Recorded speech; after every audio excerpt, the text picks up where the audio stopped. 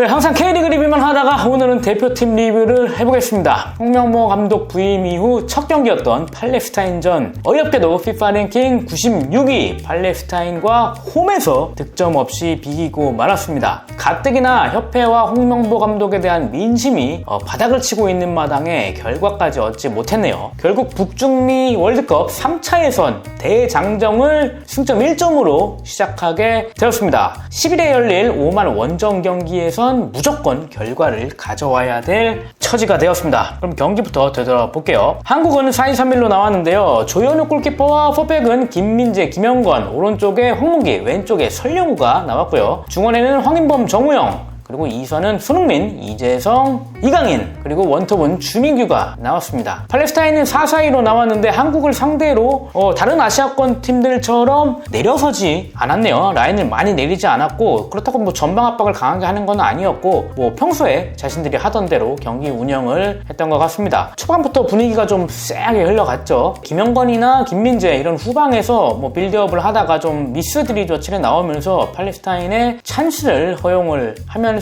초반 분위기를 내주고 말았습니다. 팔레스타인이 득점에는 실패를 하면서 그런 건 뭐 다행이지만 그래도 우리 선수들이 조금은 좀 당황하는 모습이 나타났죠. 네, 전반 21분에는 큰 위기도 있었습니다. 프리킥 상황에서 크로스가 올라왔고 공격에 가담한 상대 센터백 4번의 야세르 하메드가 머리에 맞춘 다음에 9번 선수죠. 공격 선수가 조현욱 골키퍼를 따돌리면서 먼저 헤딩을 하면서 득점까지 연결이 됐는데 다행히도 옵사이드 선언이 되었습니다. 프리킥을 차는 순간에 야세르 하메드 선수가 조금 앞섰다는 건데 뭐 느리나면 보니까 정말 진짜 간발의 차로 옵사이드 판정이 나왔네요. 한국으로서는 굉장히 큰 위기였고요. 전반 26분에도 다시 한번 프리킥 상황에서 박스 안으로 침투하는 야세르 하메드에게 헤더를 허용했는데 또 옵사이드가 선언되긴 했지만 세트피스 수비가 굉장히 잘 이루어지지 못했다는 것을 확인할 수 있었습니다. 한국은 전반 40분이 되어서야 첫 번째 유효 슈팅을 기록했는데 이강인이 황문기와 패스를 주고받고 다시 돌파를 시도하면서 황인범 선수와 2대 패스를 주고받은 다음에 오른발로 슈팅을 한 것이 상대 골키퍼에게 잡히고 말았죠. 2분 뒤에는 이강인의 그림 같은 패스를 받은 황인범이 한 차례 이제 볼을 트래핑한 다음에 왼발로 때렸지만 골대 옆으로 살짝 벗어났습니다. 뭐 이제 W석 쪽에 있던 팬들은 골인 줄 알고 좋아했지만 골대를 벗어났죠. 네, 전반전을 이제 불만족스럽게 보낸 홍명보 감독은 주민규를 빼고 오세훈을 최전방에 투입을 했습니다. 팔레스타인의 그 두 명의 센터백이 각각 188, 185 그리고 피지컬들이 굉장히 좋거든요. 네, 전반전에 주민규 선수가 상대 센터백 두 명을 상대로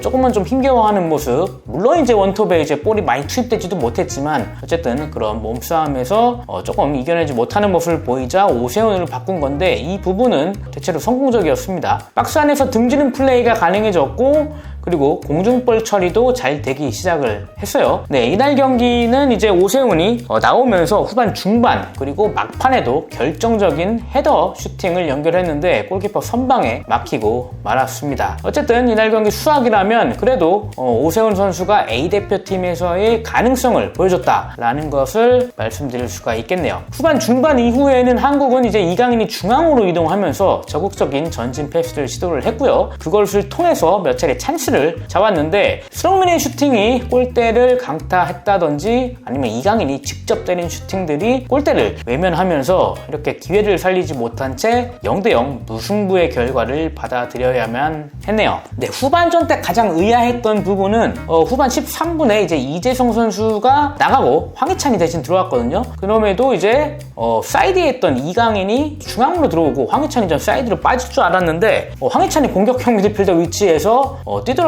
그러면서 이제 후반 중반 이후에는 이강인이 중앙으로 가고 황희찬이 사이드로 빠지긴 했지만 사실 이때부터 사실 공격이 살아났거든요. 네, 저는 이제 뭐 감독의 지시였는지 뭔지는 모르겠지만 어쨌든 후반 13분에 황희찬이 교체 투입되면서부터 그런 제 위치를 찾아가면서 뭔가 이제 자신들이 그 선수들이 잘하는 위치에서 잘하는 플레이를 했다면 조금 더 이제 찬스를 좀 일찍부터 만들지 않았을까 이런 좀 아쉬움이 들기도 합니다. 물론 이제 소집 기간도 짧고 유럽파 선수들의 컨디션 조절 때문에 준비할 수 있는 시간이 뭐 많지는 않았던 건 사실이거든요. 그런데 이제 감독 선임 자체가 이렇다 할 명분도 없었고 무리하게 된 상황에서 B조 최약체로 평가받던 팔레스타인한테 상대로 결과까지 가져오지 못했다는 건 더 이상 뭐 설명하기 어려운 게 맞고요. 경기장에서는 이제 홍명보 감독이 전광판이 나올 때마다 굉장히 큰 야유 소리가 전광판에 잡힐 때마다 야유 소리가 나왔죠. 첫 출항을 하는 팀을 이끄는 감독이 5만 9천여 팬들, 그 6만에 가까운 팬들의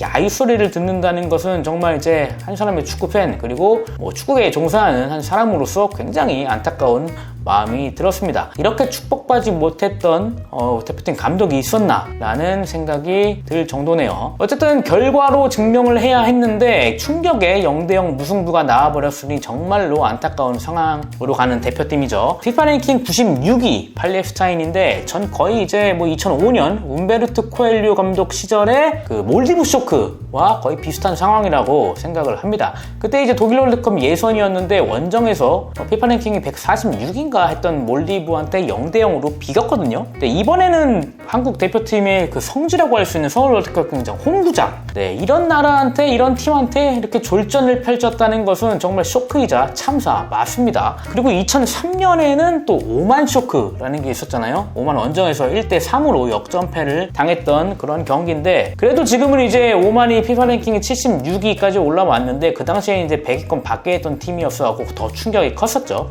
그리고 이번 2차전 원정, 또 오만 원정을 가는데 괜히 불안한 마음이 드는 것도 사실입니다. 그리고 경기 중에 대한축구협회 부회장이기도 했던 한준희 해설위원이 협회가 팔레스타인을 분석한 게 꽤 오래되었다고 알고 있다, 이런 얘기를 했거든요. 근데 이게 사실 분석한 게 맞나 싶은 생각도 들었어요. 상대 선수들이 어떤 걸 잘하는지 전혀 파악이 안 된 상태에서 게임을 하는 것 같은 모습이었고, 참고로 팔레스타인은 현재 내전으로 인해서 주요 선수들이 지금 소속팀이 없는 상황이라고 하거든요. 리스트를 좀 찾아보니까 한 5명 선수들, 이번에 선발로 나왔던 선수들이 소속팀이 지금 없는 상황인데, 그래서 이 팀 자체가 이제 사우디 그리고 말레이시아를 오가면서 약 3주간 훈련을 손발을 맞추면서 조직력을 끌어올리는 훈련을 했다고 하는데, 그리고 이제 아시안컵에서도 팔레스타인이라는 팀 자체가 좀 생소한 팀이기는 했지만 굉장히 이제 다른 객관적인 전력이 자신들보다 우위에 있는 팀들을 상대로 물러서지 않고 굉장히 용감하고 전투적으로 경기에 임하면서 16강 진출까지 이뤄낸 팀이었거든요. 그럼 배경을 봤을 때 이제 우리와도 크게 물러서지 않을 것이다 라는 것이 예상이 좀 되긴 했지만, 우리는 밀집 수비팀을 상대하듯이 뭔가 계속 사이드로 볼을 돌리면서 빌드업을 또 시작을 했고, 거기서 사이드에 안 먹히니까 다시 또 반대편 사이드로 가고 U자 빌드업 이런 형태로 하면서 답답하고 지루한 경기를 계속 해 나갔죠. 어쨌든 좀 단조로운 공격 방식을 고집했다는 게 전반전에, 특히나 전반전에 안 풀렸던 이유라고 볼 수가 있겠고요. 이런 거 저런 거 다 차치하고 마지막으로 어제 경기장에서 가장 충격적인 것 거 하나 고르자면, 경기 딱 이제 0대0으로 끝나고 제가 앉은 자리에서 정몽규 회장 있는 쪽을 쳐다봤거든요. 근데 거기서 이제 웃으면서 옆에 이제 사람들이랑 인사를 하면서 있는 모습을 봤는데, 우리가 또 아시안컵 때 이제 요르단한테 이제 완전 깨지고 나서 클린스만 감독이 웃으면서 또 상대 선수들이나 감독과 인사를 나누는 모습이 카메라에 잡히면서 또 팬들한테 또 대차게 까였잖아요. 그런 모습, 또 굉장히 또 비슷한 상황이라고 보여지고 그 생각이 나더라고요. 물론 AFC 사람들이나 아니면은 팔레스타인 귀빈 이런 사람들이랑 웃으면서 인사를 하고 악수를 나누고 하는 게 잘못된 거는 아닌데, 지금 분위기에서 그 모습을 보니 괜히 마음이 안타까운 마음이 들었습니다. 물론 이제 경기 중에 정몽규 나가 이런 이제 콜들이 굉장히 많이 나왔거든요. 그때도 보면 이제 딱히 미동도 없이 그냥 자리에 앉아서 경기를 관전했던 정몽규 회장이었습니다. 어쨌든 팔레스타인과 3차 예선 첫 경기를 이렇게 비기고 말았고 이제 오만 원정을 떠나게 됐습니다. 선수들은 토요일 오전 새벽이죠. 새벽 1시쯤에 이제 비행기를 타고 출국을 할 예정이고요. 오만전은 우리 시간으로 10일 오후 11시에 열립니다. 만약 이 경기에서도 승점 3점을 따내지 못한다면 굉장히 대표팀은 심각한 상황으로 빠져들 것 같네요. 그럼 저는 그 경기 오만전 리뷰로 다시 찾아뵙겠습니다. 감사합니다.